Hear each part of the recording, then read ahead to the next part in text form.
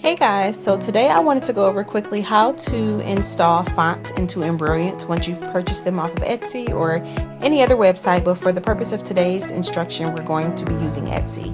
So you're first going to go over into the My Account or Your Account tab where your picture is in the top right hand corner, and you're going to go over to Purchases.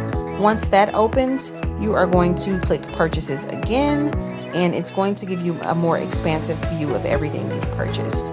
I already know that the one that I want is on the second page of my purchases. It's pretty far back. One that I purchased a while back and just never got around to downloading. So I'm looking for the Charlotte font. And one thing that you have to know, when you're purchasing a file that is a font file for you to be able to edit and change into whatever wording you want to, and it's going into Embrilliance, it absolutely has to be a BX file. That is different from the file type that your embroidery machine recognizes. We don't have to worry about that just yet if it's an editable font file. We only have to worry about how that font is going to get into our software. Once it's in the software and we get it to say whatever we want it to say, we can then save it as any of these other file extensions so that it's compatible with our embroidery machine. If it is not a BX font file, it is only going to be able to go into Embrilliance as a design, not as a font that you can edit and change. So that's the number one rule. I can see here that this is a BX file, so I'm going to download it. When you hit download, it's going to take you into pretty much like a receipt for everything that you bought in that transaction. So I have to scroll back down to the Charlotte font file. I only want the BX zip file. I do not want any of these other extensions installed because they're going to go in as a design, and I want to be able to edit the wording using that font and the look of that font. So I'm going to download the BX file here. A dialog box is going to pop up and ask you, where do you want to save this? I save everything on my OneDrive and usually in my embroidery file folder.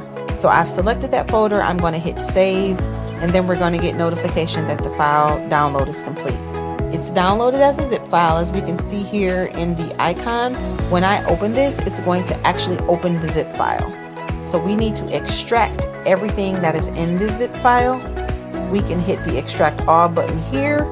I'm not sure if we hit that where the files are going to go, and I know that I want them to go out into this original embroidery file.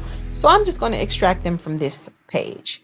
The zip file is here, it's selected, and I'm going to right click on it and I'm going to hit extract all. Another dialog box is going to open asking me, where do I want to save these now extracted files? I would like to save them in the same file that we're looking at now, the general embroidery file. So it's going to create an additional folder in the embroidery file that is also named Stitchtopia Charlotte. However, it is now unzipped. If you can see the difference in the way these two file folders look. This one has the zipper. I'll make them larger so you guys can see. This one has the zipper. This is the original download. We unzipped it and now it looks like this. No zipper, and we can then extract the files out of here. So we're gonna we just extracted them. So now we're gonna double click on this. These are all the size options that the Charlotte file is available in. Most times a font file will come with a few JPEGs or PDFs just to give you a visual of how that font looks in each letter and in each case, upper and lower case. It'll also give you the numerical value of each font and show you what those look like. And then sometimes it'll give you like a stitch out of how that font is going to look. And again, you can change this color or this wording to be anything once you get it in Embrilliance. But they're just using the word Charlotte, of course, based off of the title to give you an example of what it looks like stitched out. So we are going to minimize all of these. What we now want to have open is going to be Embrilliance. And we're gonna do this in a split screen, and I'm gonna have the file folder open that has all the files in it that we want. So I would like to put all 5 of these sizes in Embrilliance as a font. So I'm gonna press on the first one. I'm gonna hold down the shift button on my keyboard, and then I'm gonna press the last one, still while holding down the shift button. And then I'm simply going to drag these files over to the Embrilliance canvas. I'm going to get a confirmation that all 5 of them have been installed.